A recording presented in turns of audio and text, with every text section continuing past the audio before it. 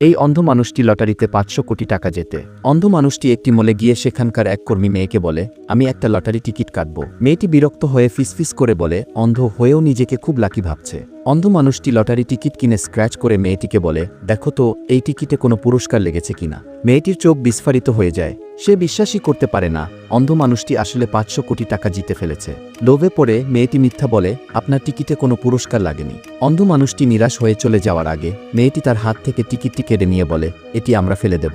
অন্ধ মানুষটি চলে যাওয়ার পর মেয়েটি লটারির টাকা দাবি করার পরিকল্পনা করে। সে মলের ম্যানেজারের সাথে দুর্ব্যবহার করে। ম্যানেজার রেগে বলে, আমি তোমাকে চাকরি থেকে বের করে দেব।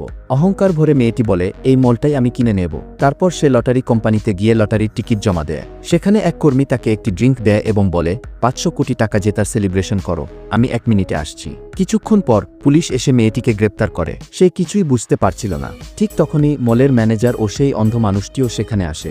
ম্যানেজার বলে, তুমি কিভাবে ৫০০ কোটি টাকার লটারি জিতলে সেটা জানার জন্য আমি মলের সিসিটিভি ফুটেজ চেক করেছি। সব সত্য প্রকাশ হয়ে গেছে। শেষ পর্যন্ত লটারি কোম্পানি টিকিটটি অন্ধ মানুষটির হাতে ফিরিয়ে দেয়।